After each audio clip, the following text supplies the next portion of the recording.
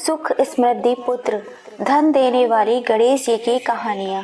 जय श्री कृष्णा, राधे राधे दोस्तों।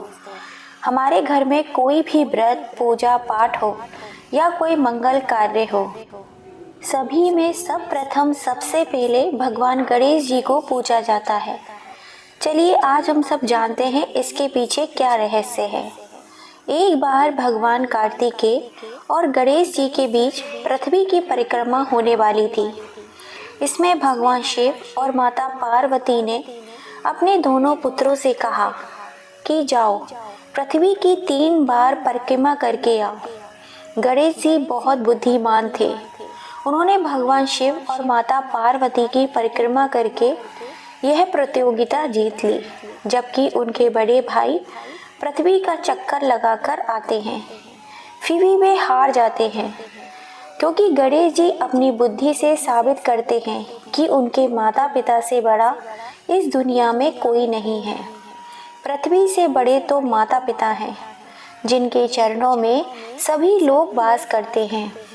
इस पर शिवजी प्रसन्न होने पर गणेश जी को प्रथम पूज्य होने का आशीर्वाद देते हैं और यह वरदान देते हैं, जो भी सभी देवों की पूजा व्रत से पहले भगवान गणेश जी की पूजा करेगा, उसके सभी काम सिद्ध होंगे। जो भी इस दिन शाम को चंद्रमा को अर्घ्य देगा, उसे सुख समृद्धि पुत्र धन आदि प्राप्त होगा, उसके संकट मिट जाएंगे। इसीलिए दोस्तों, सब प्रथम गणेश जी की कहानी कहने और सुनने से भक्तों की सभी मनोकामनाएं पूर्ण होती हैं। अगर आप ये कथा कहानी सुन रहे हैं तो प्लीज बीच में आधा अधूरा छोड़कर मत जाइए, इससे भगवान गणेश का अपमान होता है। चलिए कहानी शुरू करते हैं। एक बुढ़िया माई थी। वह बहुत ही गरीब और अंधी थी। उसके एक बेटा और बहू थे। वह बुढ़िया सदैव गणेश जी की पूजा किया करती थी। एक दिन गणेश जी उससे प्रसन्न हो गए और उसके सामने प्रकट हो गए।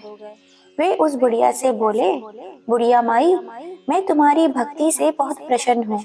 तू चाहे सो वर मांग ले। बुढ़िया बोली, मुझसे तो मांगना नहीं आता, कैसे और क्या मांगू? तब गणेश जी बोले, अपने बहू बेटे से पूछ कर मांग ले। तब बुढ़िया ने अपने बेटे से कहा, गणेश जी कहते हैं तू कुछ वर मांग ले, बता मैं क्या मांगू? पुत्र ने कहा, तू धन मांग ले। बहू से पूछा तो बहू ने कहा कि नाती मांग ले। तब बुढ़िया ने सोचा, ये तो अपने अपने मतलब की बात कर रहे हैं। अतः उस बुढ़िया ने पड़ोसियों से पूछा तो उन्होंने कहा, बुढ़िया तू तो थोड़े दिन जिएगी, क्यों तू धन मांगे और क्यों तू नाती मांगे? तू तो अपनी आँख की रोशनी मांग ले, जिससे तेरी जिंदगी आराम से कट जाएगी। इस पर बुढ़िया बोली, अगर आप प्रसन्न हैं तो मुझे 9 करोड़ की माया दे, निरोगी काया दे, अमर सुहाग दे, आंखों की रोशनी दे, नाती दे, पोता दे और सब परिवार को सुख दे और अंत में मोक्ष दे। यह सुनकर तब गणेश जी बोले, बुढ़िया माई, तूने तो मुझे ठग ही लिया। फिर भी जो तूने मांगा है वचन के अनुसार सब तुझे मिलेगा। और यह कहकर गणेश जी अंतर्ध्यान हो गए। उधर बुढ़िया माँ ने जो कुछ मांगा वह सब कुछ उसे मिल गया। हे गणेश जी महाराज, जैसे तुमने उस बुढ़िया माई को सब कुछ दिया, वैसे ही सबका हुक हो देना। माँ पार्वती एक बार स्नान करने गईं। स्नान घर के बाहर उन्होंने अपने पुत्र गणेश जी को खड़ा कर दिया और उन्हें रखवाली करने का आदेश देते हुए कहा, जब तक मैं स्नान करके खुद बाहर न आ जाऊं, किसी को भी भीतर आने की इजाजत मत देना। गणेश जी अपनी माँ की बात मानते हुए बाहर पहरा देने लगे। उसी समय भगवान शिव माता पार्वती से मिलने के लिए आए, लेकिन गणेश भगवान ने उन्हें दरवाजे पर ही कुछ देर रुकने के लिए कहा। भगवान शिव ने इस बात से बेहद आहत और अपमानित महसूस किया। गुस्से में उन्होंने गणेश भगवान पर त्रिशूल का वार कर दिया, जिससे उनकी गर्दन दूर जाकर गिरी। स्नान घर के बाहर शोरगुल की आवाज सुनकर जब माता पार्वती बाहर आई तो देखा कि गणेश जी की गर्दन कटी हुई है। यह देखकर वो रोने लगी और उन्होंने शिव जी से कहा कि गणेश जी के प्राण फिर से वापस कर दें। इस पर शिव जी ने एक हाथी का सिर लेकर गणेश जी को लगा दिया। इस तरह से गणेश भगवान को दूसरा जीवन मिला। तभी से भगवान गणेश की हाथी की तरह सूंड होने लगी। तभी से महिलाएं बच्चों की सलामती के लिए माघ माह के शुक्ल पक्ष की चतुर्थी को गणेश चतुर्थी का व्रत करने लगी। बोलो गणेश जी महाराज की जय। बोलो भगवान शिव शंकर माँ पार्वती की जय। किसी नगर में एक कुमार रहता था। एक बार जब उसने बर्तन बनाकर आवा लगाया तो आवा नहीं पका। परेशान होकर वह राजा के पास गया और बोला, महाराज, ना जाने क्या कारण है कि आवा पक ही नहीं रहा। राजा ने राज पंडित को बुलाकर कारण पूछा। राज पंडित ने कहा, हर बार आवा लगाते समय एक बच्चे की बलि देने से आवा पक जाएगा। राजा का आदेश हो गया। बलि आरंभ हुई। जिस परिवार की बारी होती वे अपने बच्चों में से एक बच्चा बलि के लिए भेज देता। इस तरह कुछ दिनों बाद एक बुढ़िया के लड़के की बारी आई।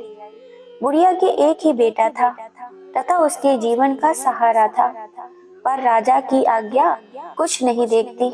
दुखी बुढ़िया सोचने लगी, मेरा एक ही तो बेटा है, वह भी संकट के दिन मुझसे जुदा हो जाएगा। तभी उसको एक उपाय सूझा। उसने लड़के को सकट की सुपारी तथा दूब का बीड़ा देकर कहा, भगवान का नाम लेकर आवा में बैठ जाना, सकट माता तेरी रक्षा करेगी। सकट के दिन बालक आवा में बिठा दिया गया और बुढ़िया सकट माता के सामने बैठकर पूजा प्रार्थना करने लगी। पहले तो आवा पकने में कई दिन लग जाते थे, पर इस बार सकट माता की कृपा से एक ही रात में आवा पक गया। सवेरे कुमार ने देखा तो हैरान रह गया। आवा पक गया था और बुढ़िया का बेटा जीवित व सुरक्षित था। सकट माता की कृपा से नगर के अन्य बालक भी जी उठे। यह देख नगर वासियों ने माता सकट की महिमा स्वीकार कर ली। तब से आज तक सकट माता की पूजा और व्रत का विधान चला आ रहा है। बोलो गणेश जी महाराज की जय। बोलो सकट माता की जय। एक बार गणेश जी बाल रूप में चुटकी भर चावल और एक चम्मच में दूध लेकर पृथ्वी लोक में भ्रमण करने निकले। वे सबसे यह कहते घूम रहे थे, कोई मेरी खीर बना दे, कोई मेरी खीर बना दे, लेकिन सबने उनकी बात पर ध्यान नहीं दिया। तभी एक बुढ़िया उनकी खीर बनाने के लिए तैयार हो गई। इस पर गणेश जी ने घर का सबसे बड़ा बर्तन चूल्हे पर चढ़ाने को कहा। बुढ़िया ने बाल लीला समझते हुए घर का सबसे बड़ा भगोना उस आग पर चढ़ा दिया। गणेश जी के दिए हुए चावल और दूध भगोने में डालते ही भगोना भर गया। इस बीच गणेश जी वहां से चले गए और बोले, अम्मा, जब खीर बन जाए तो बुला लेना। पीछे से बुढ़िया के बेटे की बहू ने एक कटोरी खीर चुरा कर खा ली और एक कटोरी खीर छिपाकर अपने पास रख ली। जब खीर तैयार हो गई तो बुढ़िया माई ने आवाज लगाई, आजा रे गणेशा खीर खा ले। तभी गणेश जी वहां पहुंच गए और बोले कि मैंने तो खीर पहले ही खा ली। तब बुढ़िया ने पूछा कि कब खाई? तो वे बोले, जब तेरी बहू ने खाई तभी मेरा पेट भर गया। बुढ़िया ने इस पर माफी मांगी। इसके बाद जब बुढ़िया ने बाकी बची खीर का क्या करे इस बारे में पूछा तो गणेश जी ने उसे नगर में बांटने को कहा और जो बचे उसे अपने घर की जमीन में गड्ढा करके दबा दे। अगले दिन जब बुढ़िया उठी तो उसे अपनी झोपड़ी महल में बदली हुई और खीर के बर्तन सोने जवाहरातों से भरे हुए मिले। गणेश जी की कृपा से बुढ़िया माई का घर धन और दौलत से भर गया। गणेश जी भगवान जैसे बुढ़िया को सुखी किया वैसे सब काहू को सुखी करना। एक समय की बात है। एक समय भगवान विष्णु और माता लक्ष्मी के विवाह की तैयारियां चल रही थी। इसमें सभी देवी देवताओं को निमंत्रण दिया गया, लेकिन विघ्नहर्ता गणेश जी को निमंत्रण नहीं भेजा गया। सभी देवता अपनी पत्नियों के साथ विवाह में आए, लेकिन गणेश जी उपस्थित नहीं थे। ऐसा देखकर देवताओं ने भगवान विष्णु से इसका कारण पूछा। उन्होंने कहा कि भगवान शिव और माता पार्वती को निमंत्रण भेजा है। गणेश अपने माता पिता के साथ आना चाहें तो आ सकते हैं। हालांकि उनको सवा मन मूंग, सवा मन चावल, सवा मन घी और सवा मन लड्डू का भोजन दिन भर में चाहिए। यदि वे नहीं आए तो अच्छा ही होगा। दूसरे के घर जाकर इतना सारा खाना पीना अच्छा भी नहीं लगता। इस दौरान किसी देवता ने कहा कि गणेश जी अगर आए तो उनको घर की देख रेख की जिम्मेदारी दी जा सकती है। उनसे कहा जा सकता है कि आप चूहे पर धीरे धीरे जाएंगे तो बारात आगे चली जाएगी और आप पीछे रह जाएंगे। ऐसे में आप घर की देख रेख करें। योजना के अनुसार विष्णु जी के निमंत्रण पर गणेश जी वहां उपस्थित हो गए। उनको घर के देख रेख की जिम्मेदारी दे दी गई। बारात घर से निकल गई और गणेश जी दरवाजे पे ही बैठे थे। यह देखकर नारद जी ने इसका कारण पूछा तो उन्होंने कहा कि विष्णु भगवान ने उनका अपमान किया है। तब नारद जी ने गणेश जी को एक सुझाव दिया। गणपति ने सुझाव के तहत अपनी चूहों की सेना बारात के आगे भेज दी, जिसने पूरे रास्ते खोद दिए। उसके फलस्वरूप देवताओं के रथों के पहिए रास्ते में ही फंस गए। बारात आगे जा ही नहीं पा रही थी। किसी के समझ में कुछ आ ही नहीं रहा था कि क्या किया जाए।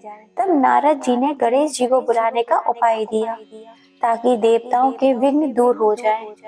भगवान शिव के आदेश पर नंदी गजानन को लेकर आए। देवताओं ने गणेश जी का पूजन किया। तब जाकर रथ के पहिए गड्ढे से बाहर निकल पाए, लेकिन कई पहिए टूट गए थे। उस समय पास में ही एक लोहार काम कर रहा था। उसे बुलाया गया। उसने अपना काम करना शुरू करने से पहले गणेश जी का मन ही मन स्मरण किया और देखते ही देखते सभी रथों के पहियों को ठीक कर दिया। उसने देवताओं से कहा कि लगता है आप सभी ने शुभ कार्य प्रारंभ करने से पहले विघ्नहर्ता गणेश जी की पूजा नहीं की थी, तभी ऐसा संकट आया। आप सब गणेश जी का ध्यान कर आगे जाएं, आपके सारे काम हो जाएंगे। देवताओं ने गणेश जी की जय जयकार की और बारात अपने गंतव्य तक कुशल पहुंच गई। भगवान विष्णु और माता लक्ष्मी का विवाह संपन्न हो गया। बोलो भगवान विष्णु लक्ष्मी नारायण की जय। बोलो गजानन महाराज की जय। बोलो भगवान शिव शंकर भोलेनाथ की जय। दोस्तों, अगर आपको हमारी कहानी पसंद आती है तो प्लीज एक लाइक और अपना प्यारा सा एक कमेंट जरूर कीजिए। आपके कमेंट और लाइक से हमें बहुत प्रेरणा मिलती है। आप सभी फैमिली की वजह से ही हम अपने लक्ष्य की तरफ आगे बढ़ पाते हैं। जय श्री राम।